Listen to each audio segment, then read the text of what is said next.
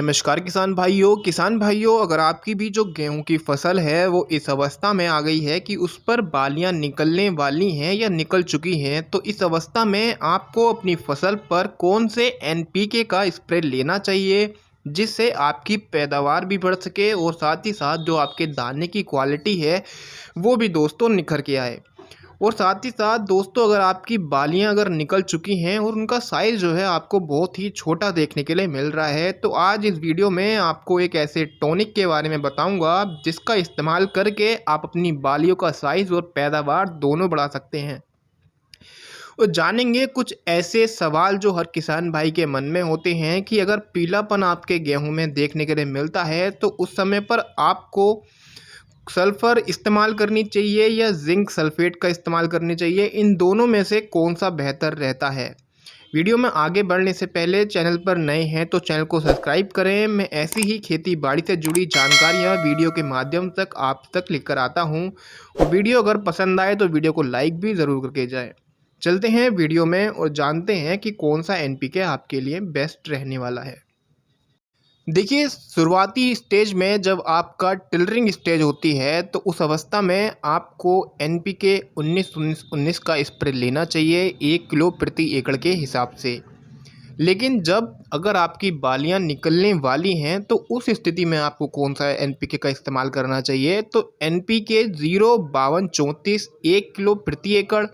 इसके साथ में आपको बोरोन 20% 100 ग्राम प्रति एकड़ के हिसाब से अपनी फसल में दोस्तों स्प्रे करनी चाहिए। जब आपकी बालियां निकलने वाली हों तब आपकी जो बालियों का साइज़ है वो भी बढ़िया निकलेगा और साथ ही साथ दोस्तों आपकी जो बालियों के दाने की क्वालिटी है वो भी शानदार निकलेगी। लेकिन अगर आपने स्प्रे नहीं करा है और अब बालियां निकल चुकी हैं तो अब कौन सा स्प्रे आप ले सकते हैं, तो उसके बाद दोस्तों आपको एनपीके 0050 1 किलो प्रति एकड़ के हिसाब से अपनी फसल को स्प्रे करना है जब आपकी बालियां निकल चुकी हैं। ये जो दोस्तों 0050 होता है यही वाला एनपीके हम आलू में भी स्प्रे करवाते हैं, आलू मोटा करने के लिए।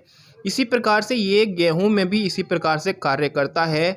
जब बालियां निकल चुकी हैं तो दाने को भी फुल आता है और साथ ही साथ जो बाली का साइज़ है दोस्तों उसमें भी वृद्धि करता है ये।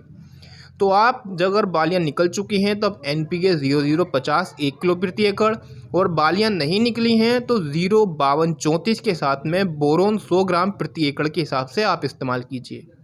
अब बात करेंगे दोस्तों ऐसा एक टॉनिक के बारे में जो इसका इस्तेमाल करके आप अपनी बालियों का जो साइज़ है उसको भी बढ़ा सकते हैं। बालियां निकलने के बाद अगर आपका साइज़ छोटा है बालियों का तो आप उसके अंदर ह्यूमिक एसिड का इस्तेमाल कीजिए।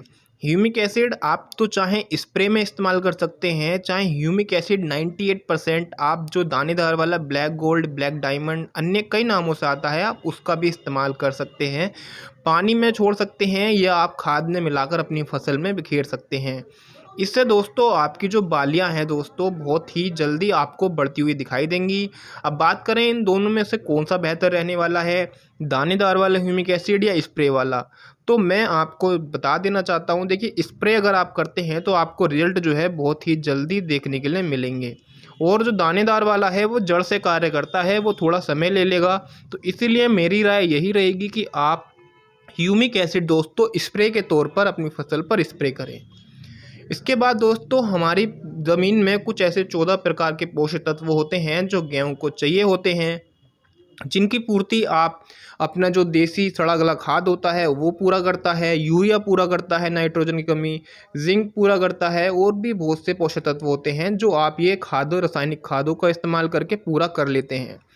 लेकिन अगर इन पोषक तत्वों की कमी होती है, इनमें से किसी प्रकार की पोषक कमी रह गई है, तब आपको दोस्तों जो इफ़को कंपनी का सागरिका आता है सीवीड लिक्विड वाला, आप उसका इस्तेमाल कीजिए। अगर आपको सागरिका नहीं मिलता है तो आप बायोवीटा जो पीआई कंपनी का आता है आप उसका भी इस्तेमाल कर सकते हैं। बायोबीटा के अंदर दोस्तों आपको sulphur, magnesium, calcium, sodium, boron, iron, manganese, copper, zinc जैसे पोषक तत्व मिल जाते हैं बिल्कुल ऑर्गेनिक फॉर्म में। ये आपकी फसल के अंदर जाकर सभी पोषक तत्वों की कमी को पूरा करता है और बहुत ही शानदार रिजल्ट और पैदावार आपकी फसल से बाली आने के बाद में निकाल कर देता है। दोस्तों अब बात करेंगे कि आपके जब गेहूँ पीले पड़ते हैं तो उस समय पर आपको सल्फ़र ज़्यादा इस्तेमाल करनी चाहिए या ज़िंक इस्तेमाल करनी चाहिए। देखिए, बात करें अगर हम सल्फ़र की, तो सल्फ़र दोस्तों हमारे पौधे को गर्म भी रखता है, ज़मीन को भी गर्म रखता है, लेकिन हमारा जो गेहूँ है दोस्तों, वो जितनी ज़्यादा उसको ठंडक मिलती है, ठंड मिलती है, गेहूँ उतना ही बढ़िया चलता है। तो अगर आप सल्फ़र का इस्तेमाल पीलापन ख़त्म करने के लिए कर रहे हैं, तो आप टिलरिंग स्टेज में इसका इस्तेमाल बेखूबी कर सकते हैं।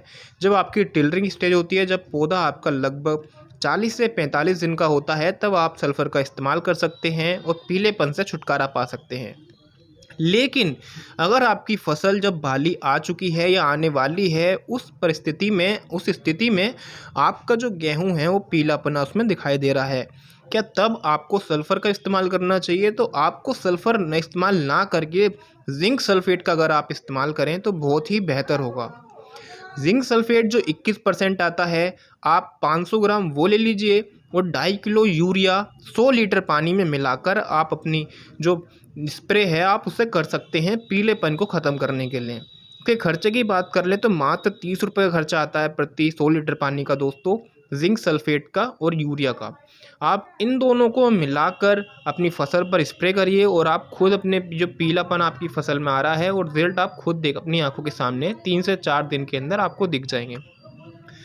तो सल्फ़र का इस्तेमाल आप टिलरिंग स्टेज पे करें तो बेहतर होगा और ज़िंक सल्फ़ेट का इस्तेमाल आप टिलरिंग जब आपकी बालियाँ निकलने वाली होती हैं या निकल चुकी होती हैं तब करें तो बहुत ही शानदार रिज़ल्ट आपको देखने के लिए मिलेंगे। दोस्तों, वीडियो की जानकारी पसंद आई हो और ऐसी जानकारियाँ जानना चाहते हैं तो चैनल को सब्सक्राइब ज़रूर करिएगा, वीडियो लाइक करके ज़रूर जाइएगा। मिलते हैं ऐसी ही जानकारी के साथ अगली वीडियो में। जय हिंद दोस्तों।